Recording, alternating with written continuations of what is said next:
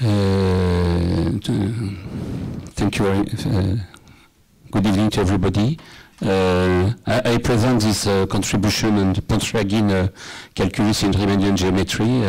It follows a wonderful seminar done by Claude in 2013, and it was a joint work with Juan Antonio Rojas Quintero, who was a PhD student. He's in China right now. And I speak under the control of Daniel Fortuné. Je ne la vois pas là. Daniel is there, and I was completely enthusiastic to this work, and so I invest some time, but it is not in my field. So some words of introduction, then speak on the classical Pontryagin framework for differential equations and the Hamiltonian, and then to plug on Pontryagin Hamiltonian this Riemannian matrix useful for robotics applications and optimal dynamics, and then a fantastic thing concerning an equation of evolution.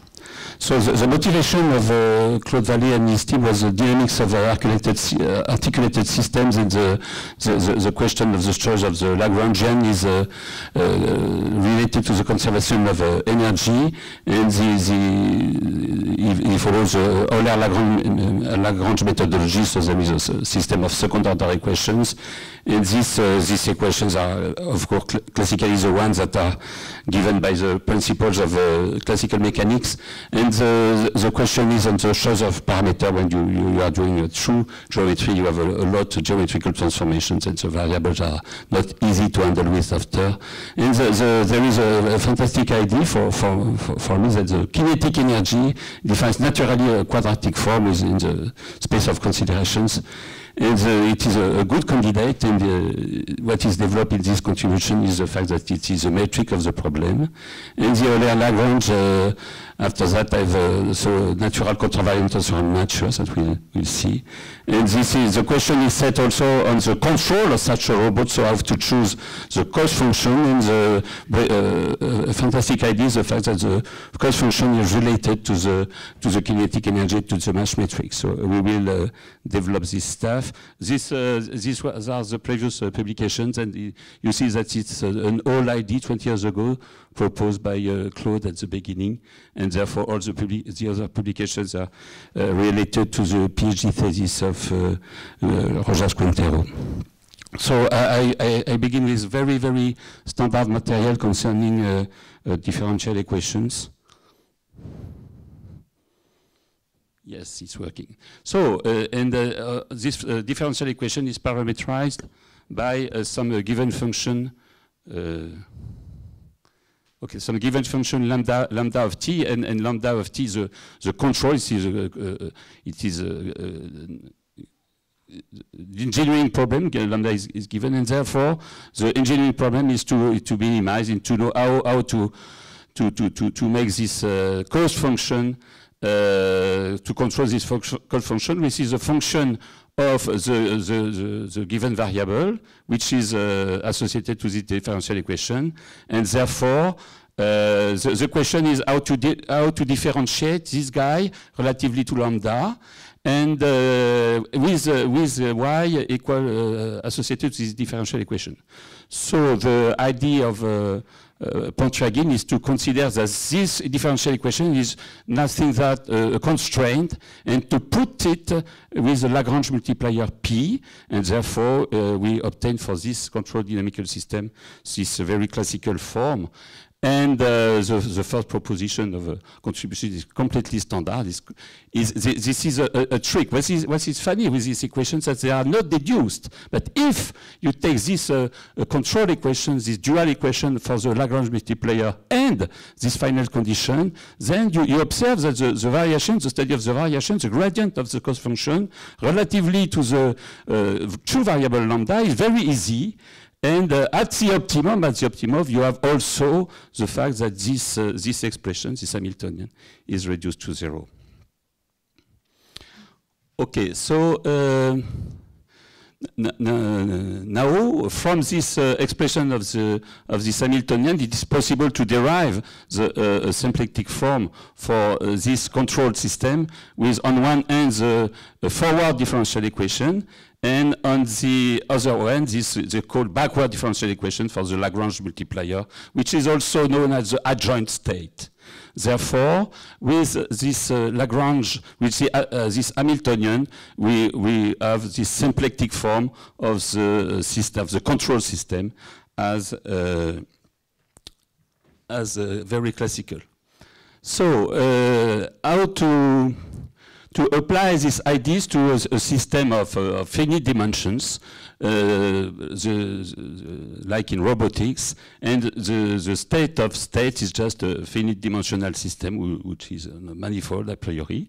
And therefore, the kinetic energy, the important observation is that the kinetic energy is a positive definite quadratic form, and when you write it, you have naturally a mass tensor that apply to define the kinetic energy. And the kinetic energy can be written like this, when the quadratic form is around the time derivative of the variables, and therefore the coefficients, which are a priori nonlinear function of the state, are define this mass matrix. Therefore, the link, the first idea proposed by Claude Vallée in the 90s, and therefore by Sibert some years ago, is to consider that this mass matrix, which is a positive definite, is also a metric. The mass matrix is a metric, and therefore to consider the Riemannian manifold associated to this metric, and therefore to develop a manifold Riemannian structure on the space of states. So with this metric, all the classical tools of Riemannian geometry can be used as a covariant space, covariant relatively to space, contravariant space derivations, the inverse of the mass matrix, with this making quite intention, of course, of the place of the indexes. I use indexes. Contrary, I have a lot of paper of contribution of this conference. The connection gamma is related to this to the geometry like this classical relation, and therefore we have the evolution. This quite is more or less the definition of the evolution of this vector relatively to the infinitesimal of the state and the other derivations. So other tools are the computation of the derivative of a vector, the total derivative of a vector, and a total derivative of a covector. Okay, all those tools of Riemannian geometry can be used for robotics, for example. End of the presentation is the fact that we have to make attention where in order to define the gradient from the differential in order to have this gradient. The gradient is given by this relation, and for covector field, the gradient of this covector field is given like the derivation, and therefore for the second gradient, the Hessian of a scalar field, we have these relations. I was not so happy with these relations. A lot of trouble in the computations. Okay, you will not have the computations tonight. After that, the definition of the computation of the Riemann tensor is given by these relations, and a lot of properties are known for the Riemann tensor. For example, this antisymmetry property. So from the very classical expression of the Lagrangian, which is the kinetic energy minus the potential energy, it is possible to rewrite all the Euler Lagrange equations in a way that make in evidence the mass matrix and all this. This is the acceleration, and this is the gradient of the potential. But what the interest is to write this equation in a covariant form, and therefore to plug this mass matrix on the potential, and to write this equation in a direct way like this. And the idea is to have a control, is to put this control in the right-hand side of this natural evolution equation, and therefore the control is naturally defined like this with these contravariant components in the right-hand side.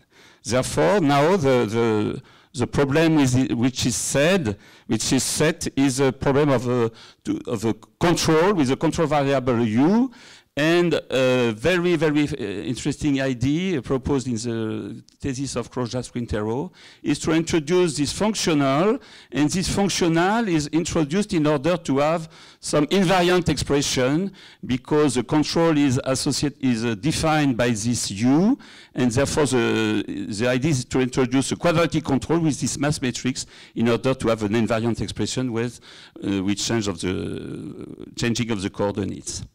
And now the exercise is the following. This system is a system of controlled equations, so this system is a second order system, but we look at it like in the first equations that I write in the first slide, more or less, but y is now a big Y, because y is composed by the state and the velocity in order to have this second order system of equation. And the control is just, which is given in an abstract way by this very general relation, is now given by this quadratic form. And therefore, the lambda is a control variable.